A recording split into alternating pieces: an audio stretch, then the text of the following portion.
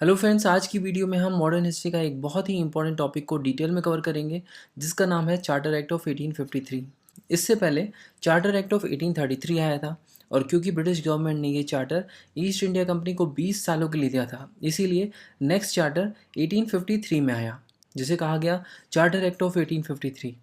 इसी चार्टर को हम आज डिस्कस करने वाले हैं। जैसा कि हमने पुराने सभी चार्टर एक्ट को समझा, चार्टर एक्ट ऑफ 1853 को भी हम 6 मेन हेडिंग्स में समझेंगे।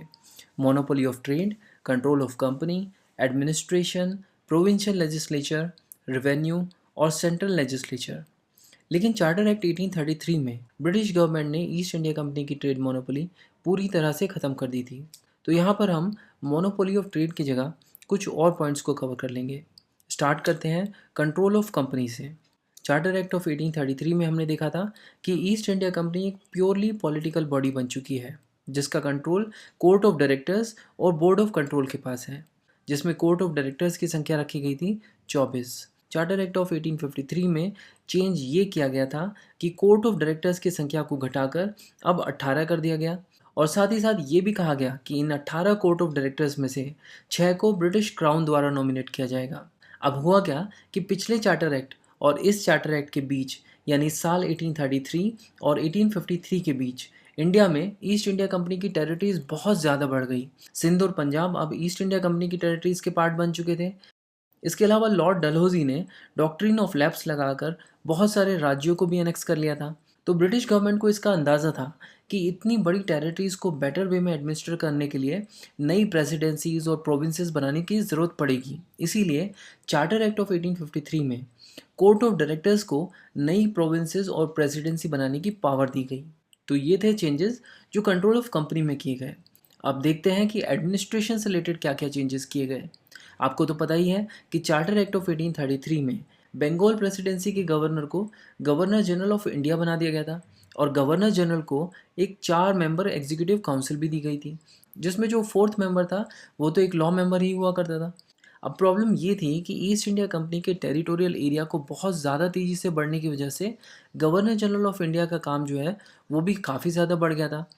इसीलिए चार्टर एक्ट ऑफ 1853 में एक चेंज ये भी किया गया कि अब बंगाल प्रेसिडेंसी के लिए अलग से एक गवर्नर नियुक्त किया गया और सभी प्रेसिडेंसीज के गवर्नर्स को अब गवर्नर जनरल को ही रिपोर्ट करना पड़ेगा। वो तो पहले से ही था, बस अब एक नया गवर्नर और ऐड हो गया। इसी के साथ साथ लॉ मेंबर को भी अब एक फुल मेंबर माना गया। इसे भी राइट टू वोट दे दिया गया, क्योंकि आपको याद होगा कि चार्टर एक्ट ऑफ 1833 में लॉ मेंबर को एग्जीक्यूटिव काउंसिल का पार्ट तो माना जा रहा था, लेकिन उसको किसी भी बिल पर वोट करने का अधिकार नहीं था। इसके अलावा एडमिनिस्ट्रेशन से रिलेटेड एक बड़ा चेंज हुआ। चार्टर एक्ट ऑफ 1853 ने सिविल सर्वेंट्स की भर्ती के लिए हर साल एक ओपन कंपटीशन इंट्रोड्यूस किया, जिसमें इंडियंस को भी कम्पीट करना अलाउड था। अब इसमें खास बात ये थी कि सिविल सर्वेंट्स के लिए पहले कोई भी एग्ज़ाम नहीं हुआ करता था। कोर्ट ऑफ डायरेक्टर्स जो है वो सिविल सर्वेंट्स को नॉमिनेट कर दिया करते थे और इस कंपटीशन के ज़रिए कोवेनेंटेड सिविल सर्विसेज इंडियंस के लिए भी ओपन हो गई। और हाँ, अनकोवेनेंटेड सिविल सर्विसेज तो पहले से ही इंडियंस के लिए ओपन थी, इंडियंस पहले ही उसमें काम कर रहे थे। अब दोनों में डिफरेंस ये है कि covenanted civil services basically higher civil services post के लिए होती है, जबकि uncovenanted civil services lower post के लिए। तो ये थे वो चेंजेस जो चार्टर एक्ट 1853 के थ्रू एडमिनिस्ट्रेशन में हुए। अब देखते हैं कि सेंट्रल लेजिस्लेचर में कोई चेंजेस हुए कि नहीं। बट उससे पहले हमें ये देखना होगा कि चार्टर एक्ट 1833 में क्या स्थिति थी सेंट्रल लेजिस्लेचर की। चार्टर एक्ट 1833 में हमने देखा था कि गवर्नर जनरल, उसकी एग्जीक्यूटिव काउंसिल और कमांडर इन चीफ, ये 6 लोग मिलकर लॉज बनाते थे और ये ही इम्प्लीमेंट भी करते थे। यानी लेजिस्लेटिव और एग्जीक्यूटिव दोनों ही फंक्शंस यही लोग करते थे। बट देखा जाए तो ये सब लोग बेसिकली एग्जीक्यूटिव्स हैं। इसीलिए चार्टर एक्ट ऑफ 1853 में चेंज ये किया गया कि यहाँ पर लेजिस्लेटिव फंक्शंस के लिए 6 लेजिस्लेटिव काउंसलर्स ऐड किए गए। पहला legislative councillor basically Calcutta supreme court का चीफ जस्टिस होगा, दूसरा कैलकाटा सुप्रीम कोर्ट का कोई दूसरा जज। इसके अलावा 4 मेंबर्स बंगाल, मद्रास, बॉम्बे और आगरा की लोकल प्रोविंशियल गवर्नमेंट से अपॉइंट किए गए। तो ये भी पहली बार ही हो रहा था कि सेंट्रल लेजिस्लेटिव काउंसिल में लोकल रिप्रेजेंटेशन पॉसिबल हो पाया।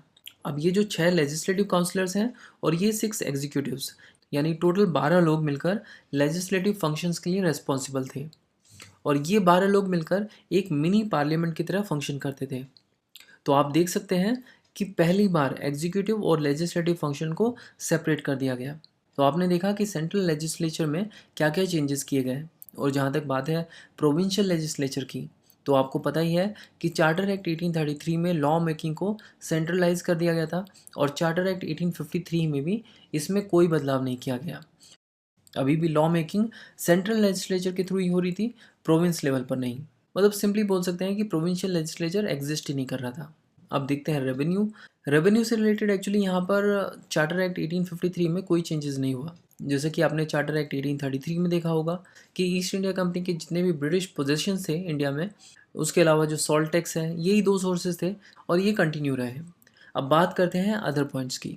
आपको पता है कि इससे पहले जो भी चार्टर एक्ट्स थे उनमें एक टाइम लिमिट दी गई थी। जैसे कि चार्टर एक्ट 1833, ये चार्टर ब्रिटिश गवर्नमेंट ने ईस्ट इंडिया कंपनी को 20 सालों के लिए दिया था, जबकि चार्टर एक्ट 1853 में ऐसी कोई भी एंड डेट मेंशन नहीं थी। और इसके अलावा जिस तरह के चेंजेस चार्टर एक्ट 1853 में किए गए थे, इससे ये कयास लगाया जा रहा था कि ब्रिटिश गवर्नमेंट अब किसी भी समय इंडिया में कंपनी रूल को एंड कर सकती है। इंडिया का पूरा कंट्रोल अपने हाथ में लेने की तैयारी चल रही थी। तो ये था चार्टर एक्ट 1853। बुक्स तवा चैनल पर ईस्ट इंडिया कंपनी के आने से इंडिया के आज़ाद होने तक की सारी वीडियोस आपको मिल जाएंगी। इसके अलावा इंडियन पॉलिटी की प्लेलिस्ट भी आप चेक कर सकते हैं, वहाँ पर भी आपको एनिमेटेड वीडियोस मिल जाएंगी। अगर आपको ये वीडियो अच्छी लगी है तो इसको लाइक कीजिए, अपने दोस्तों के साथ शेयर कीजिए, और ऐसे ही और वीडियोज़ को देखते रहने के लिए बुक्स तवा चैनल को सब्सक्राइब कीजिए। Thank you so much for watching books Tawa.